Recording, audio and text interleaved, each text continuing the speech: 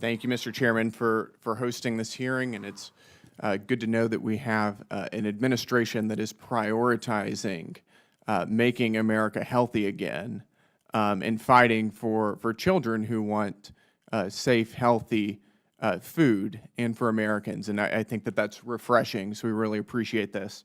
Dr. Studi, I've got a few questions for you. First of all, what is health equity?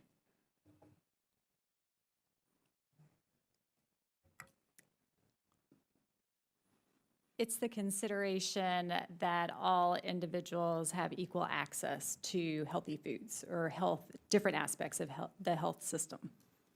I think all individuals should ideally have access to healthy food. Do you think that that should be the central lens through which we look at health? It is certainly an area of research and discussion. But the central lens, do you think that makes sense? You're relating to the work of the 2025 Dietary Guidelines Advisory Committee that the previous administration did ask them to conduct their review of evidence with a health equity lens. Well, are you familiar with this article entitled, it was from the American Journal of Clinical Nutrition. It's called Addressing Misinformation About the Dietary Guidelines for Americans? Yes. Okay, and were you an author of this article? Yes. Okay, I thought so. Your name's on the top. It's the second author.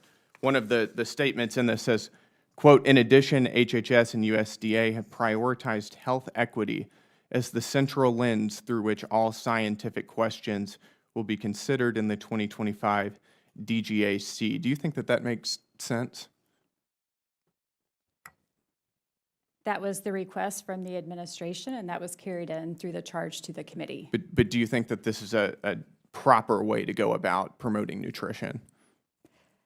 It is one of the discussion points it's one of the topics that is being discussed. Well, I'm asking if you think that this is a proper way of going about promoting nutrition in the United States. Your name is on this article. My perspective on that is I think it's good to look at evidence in all ways, and that can include through that perspective. Do you think it should be the central lens? I did not. That was the request from our administration. But you don't think that that's is the charge? You don't think that that's proper? I didn't write the specific charge to the committee. Well, your name is on the article. Yes, and the article is talking about what the request was to the 2025 committee. And I'm asking you if you think that is a proper lens to view nutrition through. I think it is a lens that you can view nutrition through. But is it a proper lens? Well, this says central lens. Again, as a career employee in the Department of Agriculture, I implement the requests of our administration, and that was at the time with the Biden administration the request. Right, but we have a new administration with different priorities that don't include DEI and health equity. Do you think that this is a proper way to view nutrition? I think as I've mentioned, that it is appropriate to look at literature in every. So you're not going to answer the question respectfully.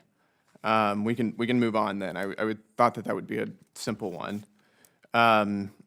You're familiar with the scientific report of the 2025 Dietary Guidelines Advisory Committee, is that correct? Yes. And you're familiar with the members who wrote that, who were on the Dietary Guidelines Advisory Committee, right? Yes. Got it. One of the things in this same article, which you wrote as a bit of you said misinformation, which you're attempting to dispel, is that there are no conflicts of interest. Is that correct?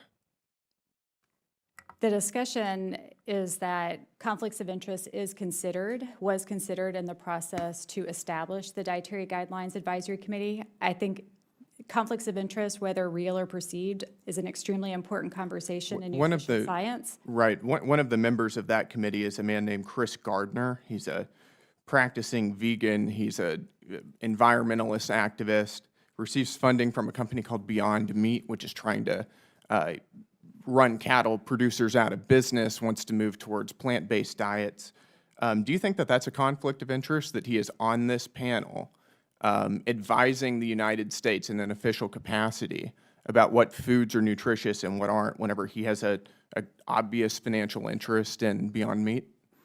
I'm not, I will say that conflicts of interest were reviewed by I'm just asking if it is a Office of conflict of Ethics interest. within the Department of Health and Human Services who chartered the committee.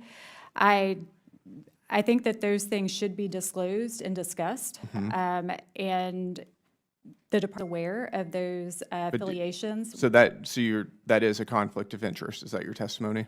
I'm not an attorney in ethics. Neither am I, but it's pretty obvious, isn't it? Well, if you're talking about a financial conflicts of interest, that is something that our ethics attorneys review and assess. So I do not do that review of our members in that process. We do have individuals who support. So your testimony is that you don't know if this is a conflict of interest or not? Well, I will say, I mean, there are processes, and I think part of what the It's just a yes or conversation no is question. with MAHA is should those processes be stronger? Right, it's just a straightforward yes or no question. Is this a conflict of interest or is it not? It could be That somebody perceived who as is a conflict of advising interest, us yes. on what is I'll also nutritious say- food has a financial interest in a business that is trying to run cattle producers out of work. I will say that that is reviewed by our Okay. legal I counsel yield my time back. That's looking fine. at conflict of interest.